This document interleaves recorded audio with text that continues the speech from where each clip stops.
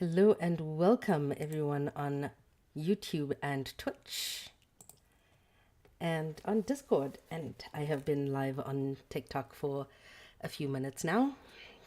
And yeah, um, how has your day been? Are you guys all okay? I suffered a little bit of mild heat stroke today. That was fun. I had a bit of a fever and couldn't leave my bed, so I didn't. I just didn't. Hi, B.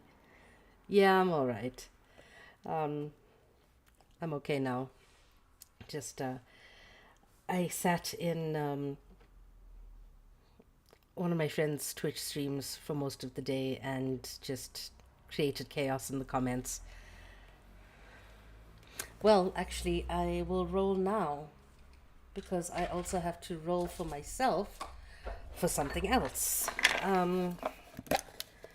So if anybody needs me to roll for anything, I'm doing a roll now. And that is a 9.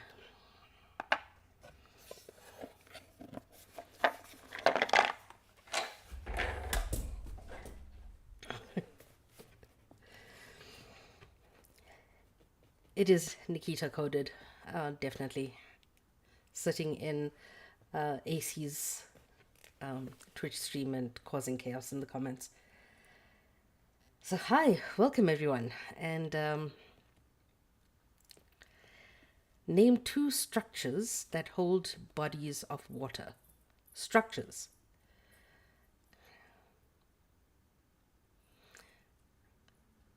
Well, damn.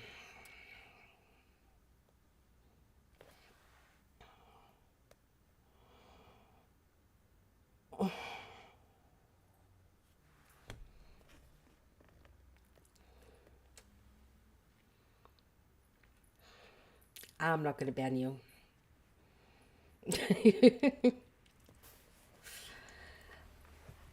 Anyway, so we are back to reading Orientalism by Edward Saïd.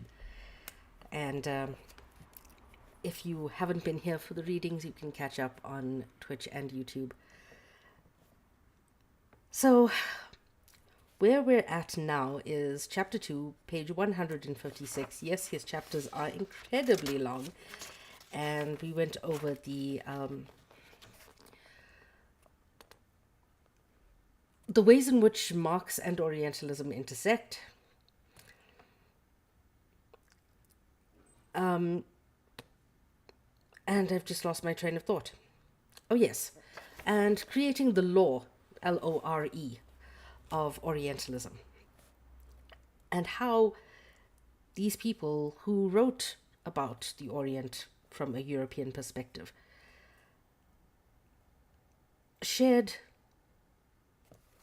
what they thought was the truth, or what they tried to present as the truth about the Orient, but personal human experiences often contradicted what they wrote. So that is where we left off. All this is a difficult and complex operation to describe, how they constructed the Orient. At least as difficult and complex as the way any growing discipline crowds out its competitors and acquires authority for its traditions, methods, and institutions, as well as cultural legitimacy for its statements, personalities, and agencies. But we can simplify a great deal of the sheer narrative complexity of the operation by specifying the kinds of experiences that Orientalism typically employed for its own ends and represented for its wider than professional audience. So they weren't just writing for the ivory tower.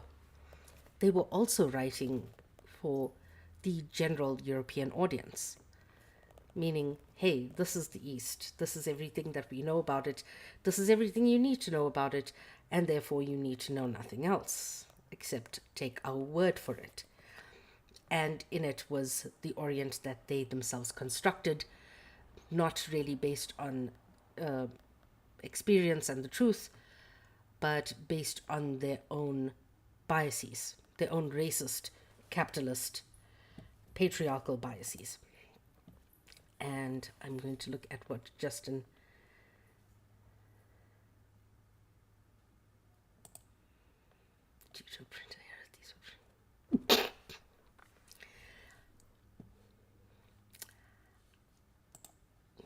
Well done, Justin.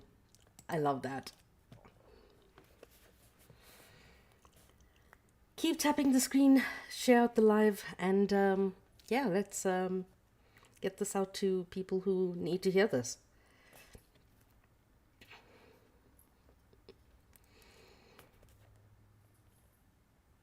In essence, these experiences continue the ones I described as having taken place in Ceci and Renan. But whereas these two scholars represent a wholly bookish Orientalism, since neither claimed any particular expertise with the Orient in situ, there is another tradition that claimed its legitimacy from the particularly compelling fact of residence in, actual existential contact with the Orient. Anquetil, Jones, the Napoleonic expeditions defined the tradition's earliest contours, of course, and these will thereafter retain an unshakable influence on all of Orientalist studies and residence. These contours are the ones of European power. To reside in the Orient is to live the privileged life, not of an ordinary citizen, but of a representative European whose empire, either French or British, contains the Orient in military, economic, and above all, cultural arms. So not a single European who is going to live in the Orient can ever say that they truly understand the Oriental experience. I lived in Sweden. I cannot tell you the authentic Swedish experience. Any place that you visit, any place that even if you stay for an extended period of time, you cannot fully say that you understand that experience unless you are from there.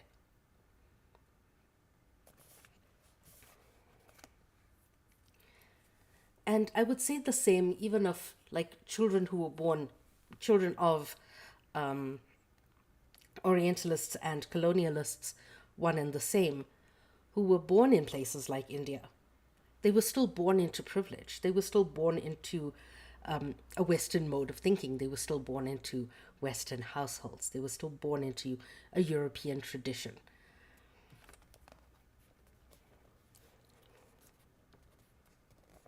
Oriental residence and its scholarly fruits are thereby fed into the bookish tradition of the textual attitudes that we find in Renan and Ceci. Together, the two experiences will constitute a formidable library against which no one, not even Marx, can rebel, and which no one can avoid. And that kind of gives people that kind of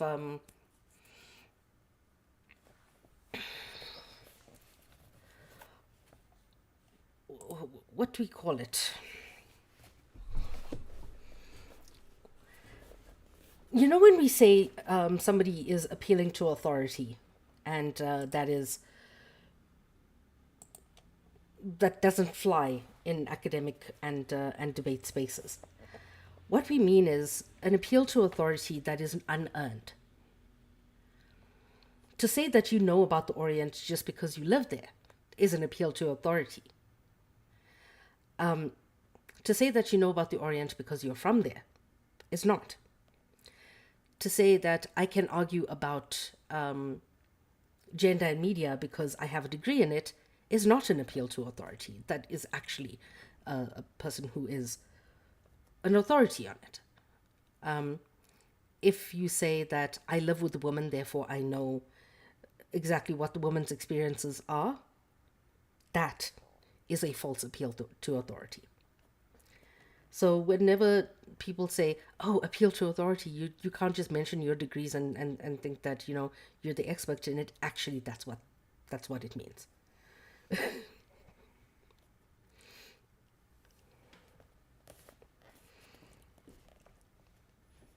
Residence in the Orient involves personal experience and personal testimony to a certain extent.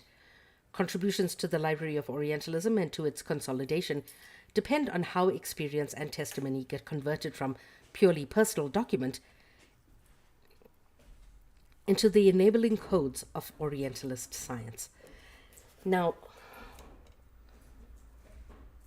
whether somebody can say, hey, I have this experience, and therefore I can tell you about the snow in Finland in the beginning of 2020. Yes, I can tell you about that. Can I tell you about the history?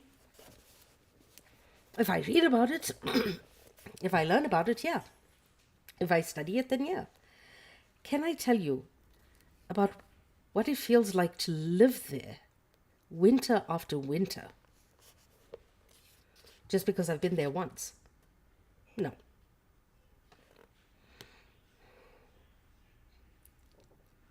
In other words, within any given text, there has to take place a metamorphosis from personal to official statement.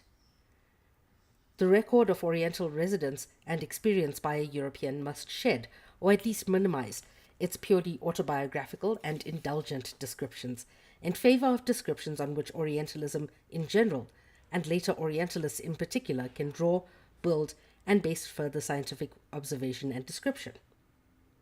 Thank you. Yay!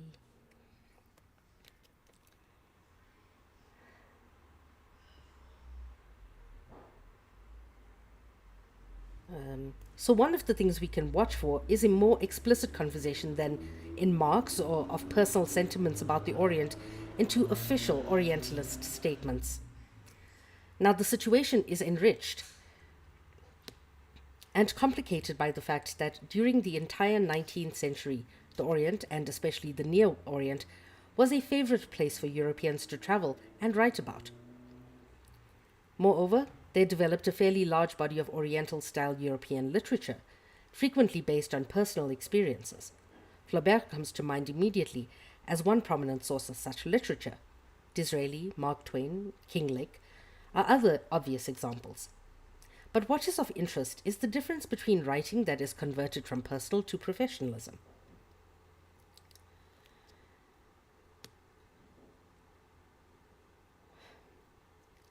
In the second type, also based on residence and personal testimony, which remains literature and not science, it is the difference that I now want to explore. Of course, when you go to a place and you write about it, in literature, you write about it as a creative outlet, or you write about it as like, this is something that I found beautiful. This is something that I found odd about this place. This is something that I want to create a narrative around. Yes, by all means, write about your travels. I want to know about your travels. I want to know where you're coming from in terms of how your logic works, in terms of your narrative style, and how you're telling the story about this place, how you're representing an entire human history, or at least a little snippet of it, through your own writing. I want to know. I want to read it. I want to understand your experience. But if you're going to tell me that because of that little snippet, you now know everything about people in what is called the Middle East, I'm going to say, fuck off. You know nothing. You know nothing about the struggles of people out there every day. Just because you've been to Palestine, you know nothing about what it feels like to live in a place where majority of the people there are amputees. You don't know what it feels like to live under the constant murmuring of the drones. Exactly, say Saïd. Tiny window view into a TARDIS style, bigger on the inside world. That is exactly it. You're showing a tiny, tiny snippet of an entire people's history. And that's why when Renan says that the Semites were backward people, like, in relation to what? In relation to whom? Like, I don't want to hear about your expertise as a person who's sitting in the ivory tower in Europe. I want to know the stories from the people who live there, who are from there, who understand Palestinian life, who understand Lebanese life, who understand that, who know that recipe that's been passed down from their great great great grandmother that they still have. And how come you have a 300-year-old sourdough starter in your fridge? Who did that come from? I want to know those stories.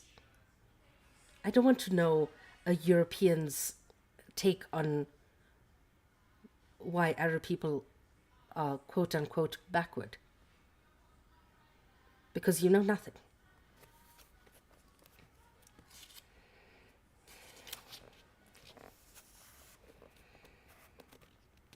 To be a European in the Orient always involves being a consciousness set apart from and unequal with its surroundings. The main thing to note is the intention of this consciousness. What is it in the Orient for? Why does it set itself there? Why does it set itself there? Even if, as the case with writers like Scott, Hugo, and Goethe, it travels to the Orient for a concrete sort of experience without actually leaving Europe. A small number of intentional categories propose themselves schematically. 1. The writer who intends to use his residence for the specific task of providing professional Orientalism with scientific material, who considers his residence a form of scientific observation. 2. The writer who intends the same purpose, but is less willing to sacrifice the eccentricity and style of his individual consciousness to impersonal Orientalist definitions. These latter do appear in the work, but they are disentangled from the personal vagaries of style only with difficulty. 3. The writer for whom a real or metaphorical trip to the Orient is the fulfillment of some deeply felt and urgent project. His text, therefore, is built on a personal aesthetic, fed and informed by the project itself. It categorizes in categories 2 and 3, there is considerably more space than in 1 for play of a personal, or at least non-Orientalist consciousness. If we take Edward William Lane's Manners and Customs of the Modern Egyptians as the preeminent example of Category 1, Burton's Pilgrimage to Al-Madinah and Mecca as belonging to Category 2, and Nerval's Voyage to the Orient as representing Category 3, the relative space left in the text for the exercise and display of authorial presence will be clear. 1 is claiming authority over their representation. Category 2 is personal as scientific. This is my experience, and this is what I can tell you from a European perspective. And number 3, this is a story about a voyage to the Orient. I like number 3. Despite their differences, however, these categories are not so separate from each other as one would imagine. Nor does each category contain pure representative types. For example, works in all 3 categories rely upon the sheer egoistic powers of the European consciousness at the center. Absolutely. In all cases, the Orient is for the European observer. Yes, it's all for the European observer.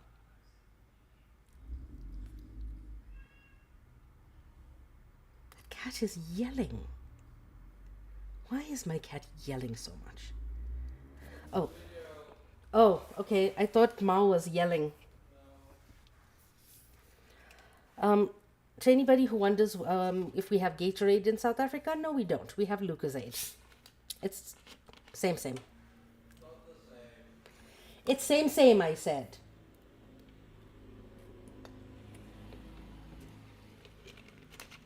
It's not same, but it's same.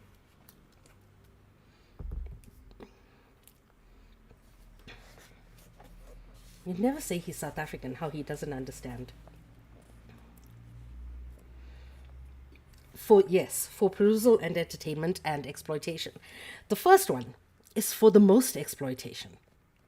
The second one is more for perusal, and the third category is more for entertainment.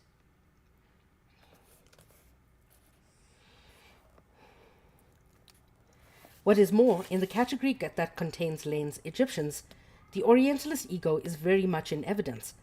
However, much of his style tries for impartial impersonality. Certain motives recur consistently in all three types. The Orient as a place of pilgrimage.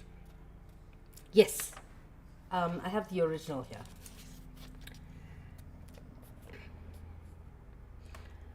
Yes, I missed it when I was in Sweden.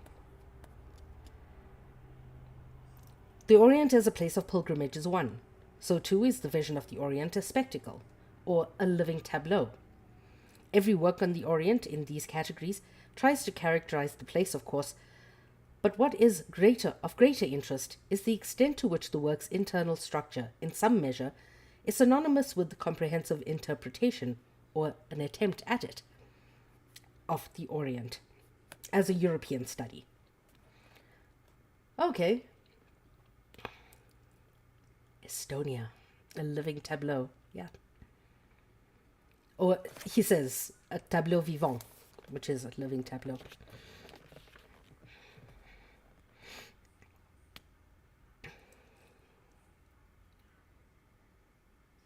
Most of the time, not surprisingly, this interpretation is a form of romantic restructuring, a revision, which restores it redemptively into the present.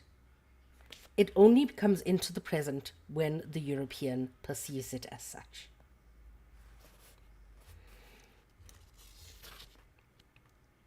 Every interpretation, every structure created for the Orient is then a reinterpretation, a rebuilding of it, a restructuring for European audiences, for the European mind. Having said that, we return directly to differences between categories. Lane's book on the Egyptians was influential and frequently read and cited, and it established its author's reputation as an eminent figure in scholarship. In other words, Lane's authority was gained not by virtue of what he said, but by virtue of how he said what he said and how it could be adapted to Orientalism. It's always through a Western lens, exactly. He is quoted as a source of knowledge about Egypt, or Arabia, whereas Burton or Flaubert were and are read for what they tell us about Burton and Flaubert over and above their knowledge on the Orient. The author function in Lane's Modern Egyptians is less strong than the other categories because his work was disseminated into the profession, consolidated by it, institutionalized with it. The authorial identity in a work of professional discipline, such as his, is subordinated to the demands of the field, and the field alone,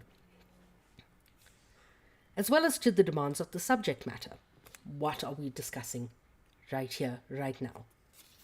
But this is not done simply or without raising problems. Lane's classic, An Account of the Mannerisms and Customs of the Modern Egyptian, circa 1836, was the self-conscious result of a series of works and 2 periods of residence in Egypt, between 1825 and 1828, and then 1833 to 1835. One uses the phrase self-conscious with some emphasis here because the impression Lane wished to give us was that his study was a work of immediate, direct, unadorned, and neutral description, whereas in fact it was the product of considerable editing. The work he wrote was not the one he finally published, and also of a considerable variety of special efforts. Nothing in his birth or background seemed to destine him for the Orient, except his methodical studiousness and capacity for classical studies and for mathematics. Good night. Thank you, my love. Can you put this light off, please? Big light. Thank you. I love you. Thank you for the tea. Um, You're handsome.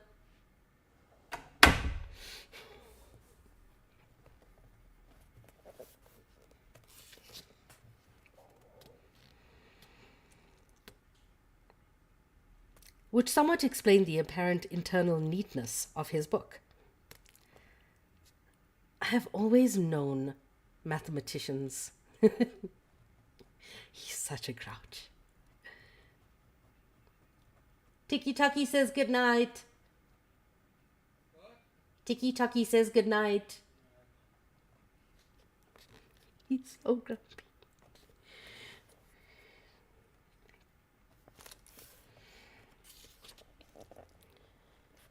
I've always known mathematicians to be very untidy people. Incredibly untidy.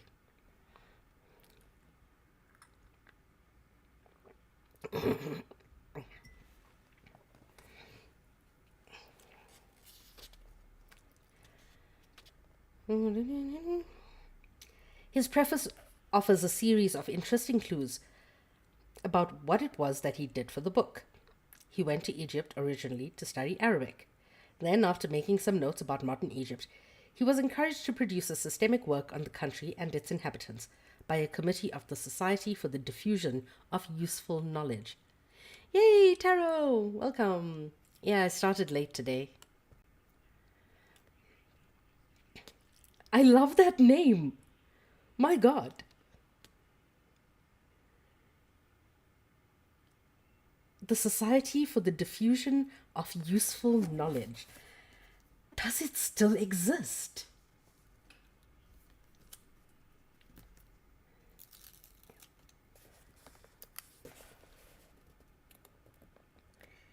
And if it doesn't still exist, can we resurrect it and make it like completely anti-colonialist?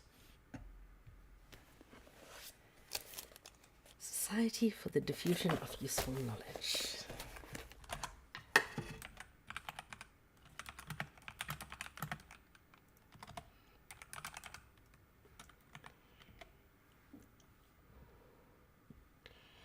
Okay, so the Society for the Diffusion of Useful Knowledge was founded in London in 1826 with the object of publishing information to people who are unable to obtain a formal education, who preferred self-education. Published inexpensive texts intended to adapt scientific and high-minded material for the rapidly expanding reading public over 20 years until it was disbanded in 1846.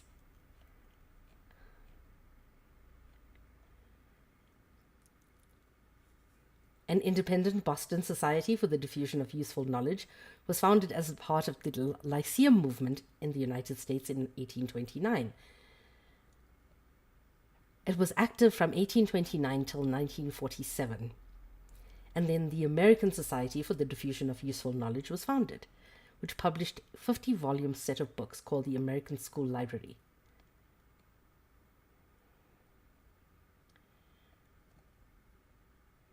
The archives of the Society are held by University College London, having been deposited by the Society after it closed in 1848.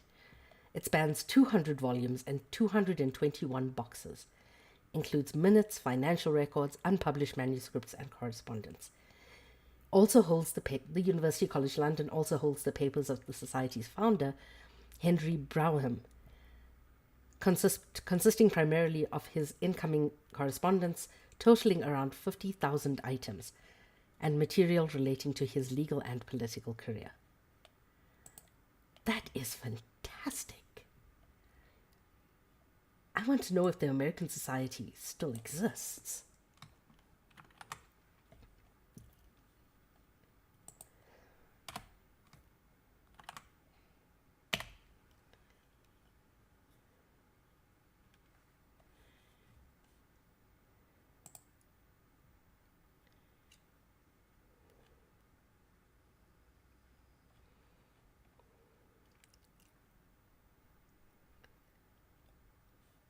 I mean,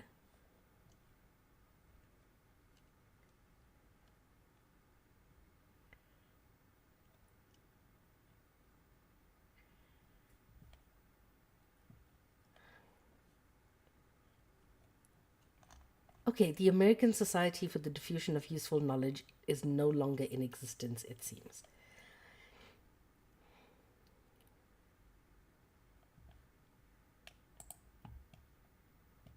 This is.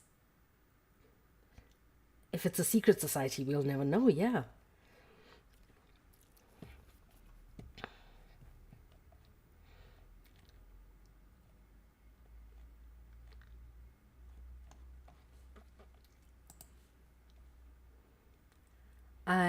I love the name, and I think we need to steal it. What if it's like the I think we just need to steal it.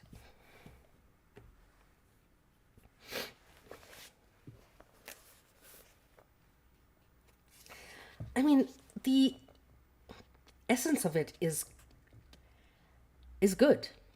It's the dissemination of knowledge to people who can't afford to or don't have access to formal education systems. So let's explain shit in layman's terms. It's what we're doing here.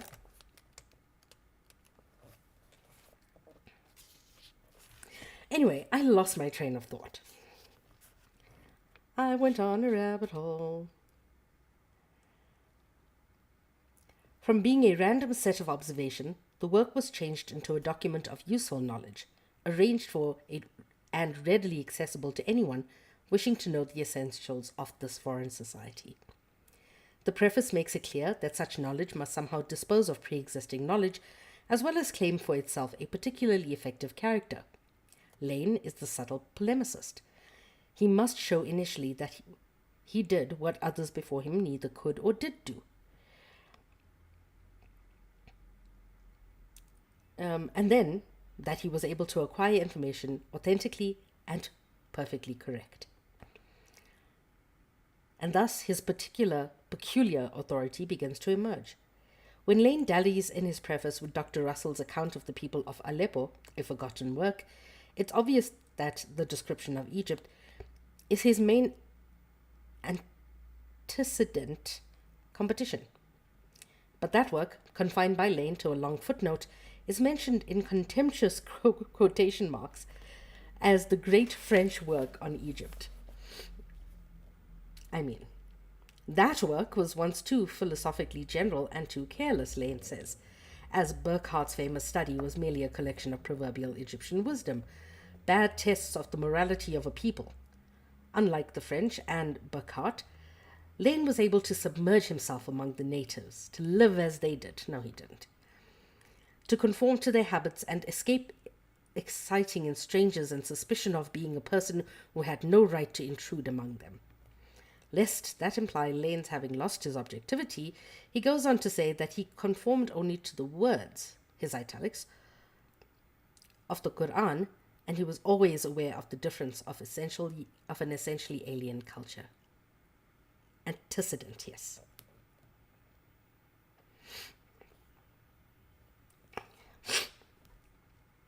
I stumble over words sometimes because my brain reads words a little faster than it processes them, than my tongue can process them.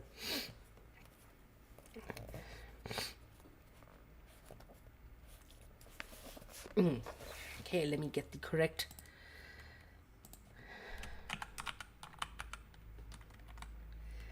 A thing that existed before or logically precedes another.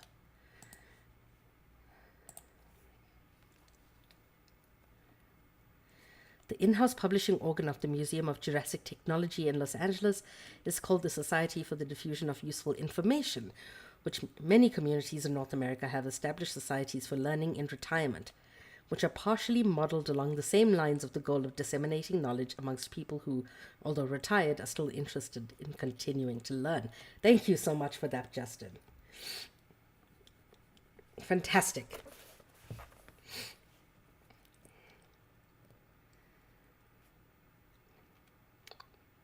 So he always sees it as an alien culture. You cannot immerse yourself in something that is inherently alien to you. You can never fully immerse yourself if there are practices that you do not see as your own. If you do not, like, even somebody who is, okay, a lot of people I know who were Christian, mostly Christian, have reverted to Islam over the past, I would say, 3 to 4 years. They've never done the 5 times a day prayers. They've never had that long-held dream from the time they were tiny of going to Mecca and Medina. They don't understand the absolute insistence. Like my mother-in-law has, that if she passes away in Mecca or Medina, she will be buried there because it is the holiest place for her to pass.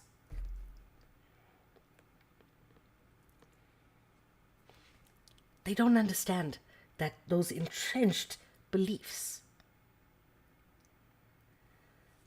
Yeah, they know it.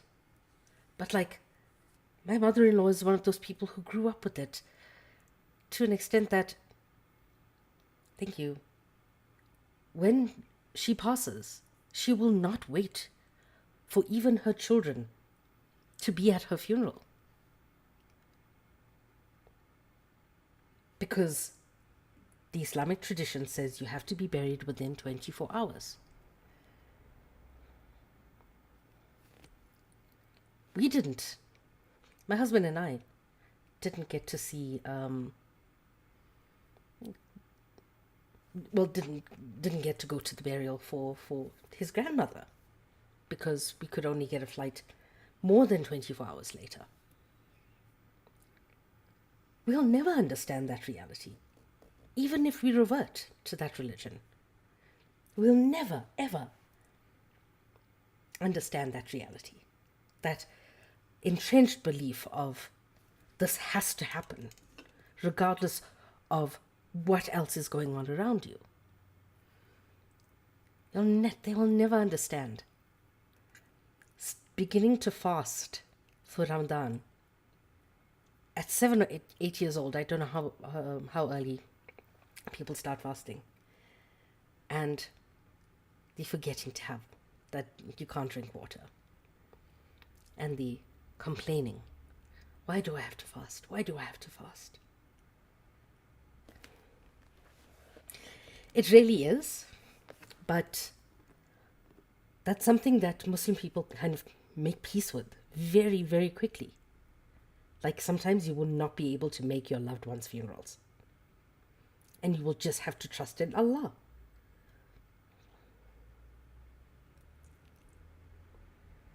And they're okay with it. It's a reality I never, ever will understand. Yes, and that is like, how can I, as somebody who is married into a Muslim family, for 1 second say that I fully understand Islam?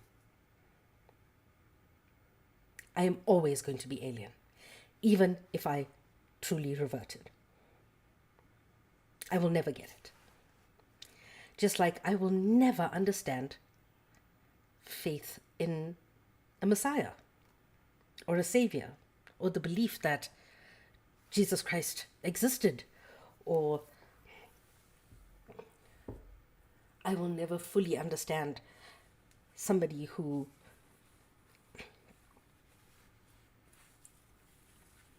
doesn't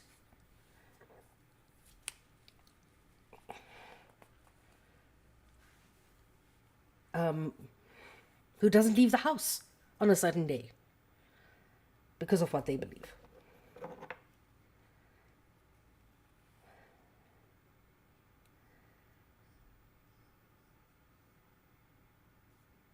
I am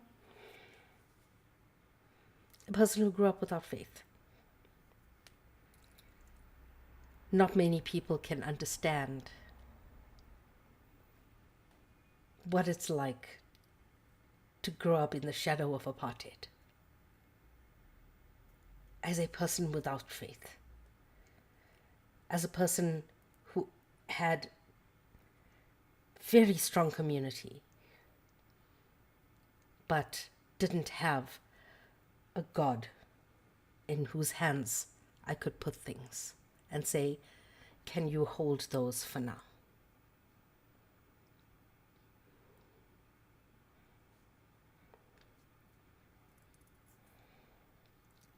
I don't get it. But nobody understands that feeling of like,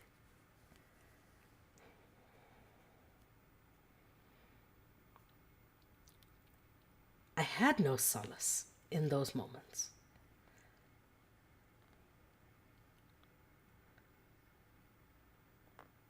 I had no sense of this is for a reason. God has a plan. I had none of that. And some days I wish I did.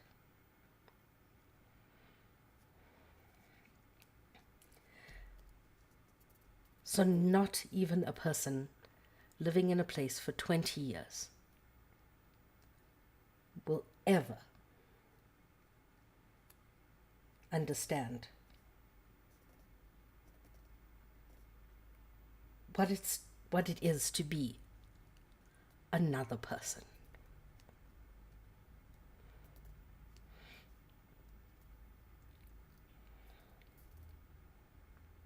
Thank you, Stacey. And same goes for you.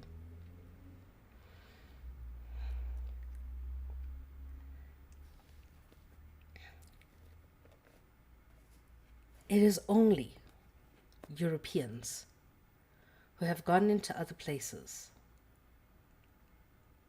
and said, we know better about you, for you. And therefore we must rule over you. It's only ever been Europeans to do that to other people. And then claim that they know everything.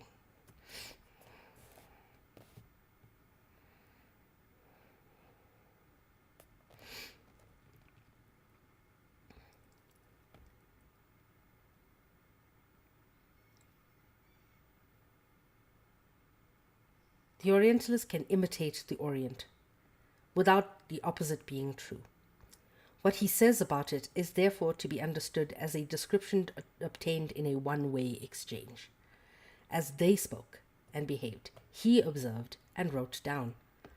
His power was to have existed among them as a native speaker, as it were, and a secret writer. It is hubris. Abso-fucking-lutely. And what he wrote was intended as useful knowledge, not for them, but for Europe and its various disseminative institutions. For that is the one thing that Lane's prose never lets us forget, that ego, the first-person pronoun moving through Egyptian customs, rituals, festivals, infancy, adulthood, burial rites, is in reality an Oriental masquerade and device for capturing and conveying valuable and otherwise inaccessible information. As narrator, Lane is both exhibit and exhibitor, winning two confidences at once, displaying two appetites for experience, the one for engaging companionship, or so it seemed, and the Western one for authoritative, useful knowledge. Nothing illustrates this better than the last tripartite episode in the preface. Lane there describes his principal informant and friend, Sheikh Ahmed, as a companion and as a personal curiosity. Together the two pretend that Lane is a Muslim, yet only after Ahmed conquers his fear, inspired by Lane's audacious mimicry, can he go through the motions of praying by his side in a mosque. This final achievement is preceded by two scenes in which Ahmed is portrayed as a bizarre glass eater and a polygamist. In all three portions of the Sheikh Ahmed episode, the distance between the Muslim and Lane increases, and even in the action itself.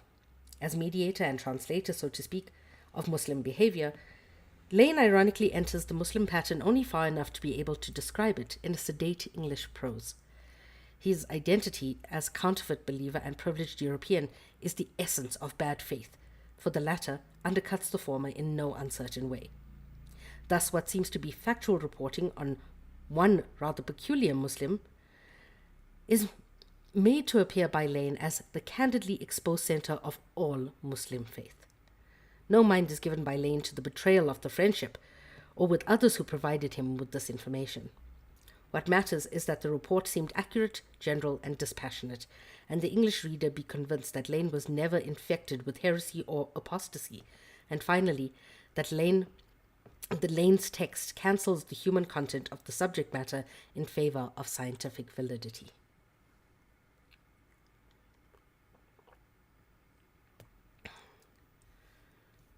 For all of these ends, this book is organized not simply as a narrative of Lane's residence in Egypt, but as a narrative structure overwhelmed by Orientalist restructuring and detail.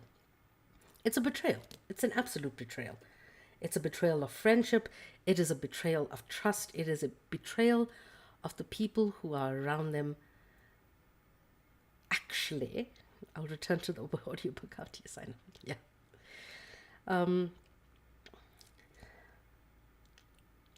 Hayati. I'm going to hop on the server in a little bit.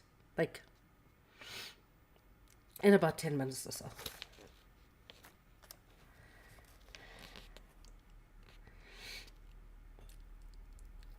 This, I think, is a central achievement of Lane's work in outline and shape. Modern Egyptians follows the routine of an 18th century novel, say one by Fielding. The book opens with an account of the country and setting, followed by chapters on personal characteristics and infancy and early education. 25 chapters on such things such as festivals, laws, character, industry, magic, and domestic life precede death and funeral rites. In the face of it, Lane's argument is chronological and developmental. He writes about himself as the observer of scenes that follow major divisions in a human's lifetime. His model is the narrative pattern, as it is in Tom Jones with hero's birth, adventures, marriage, and implied death. Only in Lane's text, the narrative voice is ageless. His subject, however, the modern Egyptian, goes through every individual life cycle. This reversal by which by which a solitary individual endows himself with timeless faculties, imposes on a society and people on a personal lifespan, is but the first of several operations regulating what might have been the mere narration of travels in foreign parts, turning an artless text into an encyclopedia of exotic display and a playground for Orientalist scrutiny. And it's important to understand, this is the playground. Thank you so much.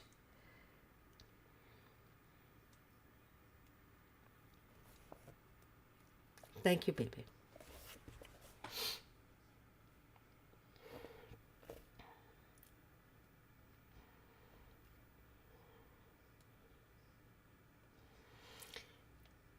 All I want is for you to be okay, Hayati. That's all I want. Thank you.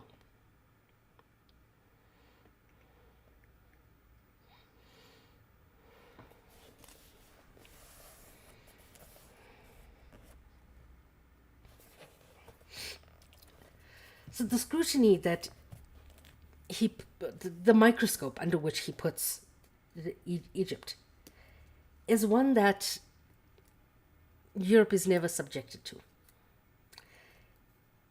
As soon as European culture and society and everything that came out of it, including capitalist whiteness and patriarchy, when all of that, it's here. It's right there.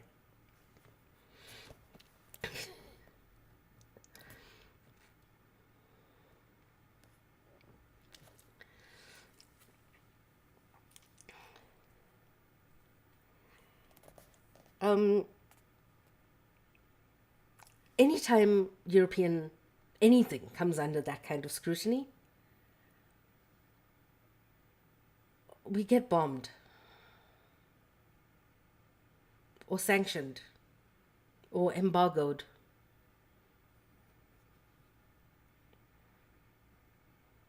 I wonder why. It's brilliant. Thank you. Lane's control of his material is not only established through dramatized double presence as fake Muslim and genuine Westerner, and his manipulation of narrative voice and subject, but also his use of detail. Each major section in each chapter is invariably introduced with some unsurprising general observation. For example, quote, "It is generally observed that many of the most remarkable peculiarities in manners, customs, and character of a nation are attributable to the physical peculiarities of the country." Unquote.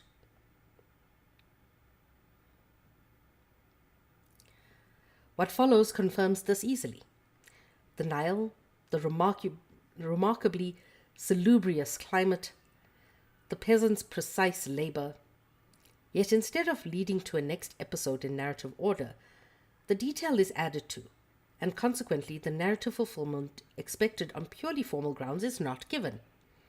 In other words, although the gross outlines of Lane's test conform to the narrative and casual sequence of birth, life, death, that special detail introduced during the sequence itself foils narrative moment. For a general observation, to a delineation of some aspect of Egyptian character, to an account of Egyptian childhood, adolescence, maturity, and senescence, Lane is always there with great detail to prevent smooth transitions. Shortly after we hear about Egypt's salubrious climate, for instance, we are informed that few Egyptians live beyond a few years because of fatal illness, the absence of medical aid, and the oppressive summer weather. Thereafter, we are told that the heat excites the Egyptians, an unqualified generalization, to intemperance and sensual enjoyments, and are soon bogged down in descriptions complete with charts and line drawings of Carian architecture, decoration, fountains, and locks. When a narrative strain re-emerges, it's clearly only as a formality.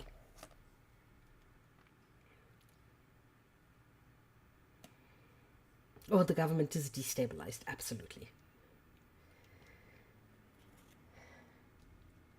Yeah. Because this kind of stuff becomes canon. Like, we all know that Egyptians do this, and that Arabs do that, and Indians are like this, and why? It's because of foundational works like Lane's that informed all of Western ignorance. Oh yeah, I get that, say. Hello.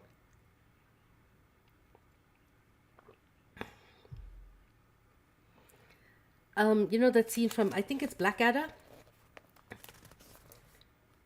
Mamdani or Myamdani? You have to differentiate. Are you mad at your cat or are you mad at Zoran? Okay. Are we the baddies? Is it from Blackadder?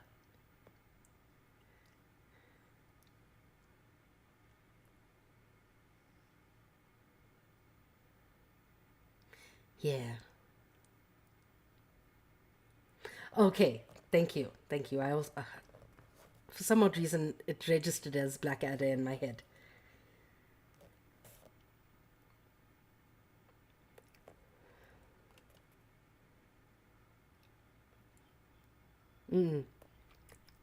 I think it is Mitchell and Webb.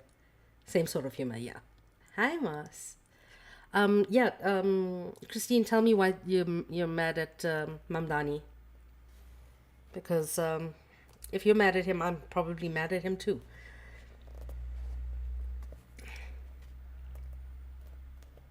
Okay, you know what? I'm going to stop there for today. It is 23:30.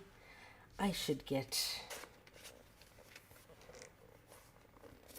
Queen Elizabeth the First. Yeah, okay. Got you. You just came in. Yeah. Okay, well, I'm going to say good night on Twitch and YouTube. It is very, very hot, and I need to put all the fans in the house on, and I cannot do that while streaming because it's way too loud. So I'm going to stop here. I'm going to carry on TikTok if you want to join me there, and then I will go over from TikTok into my server to write for the rest of the night. Thank you so much for being here, and we shall be here tomorrow for this one. Tomorrow I have a whole lot of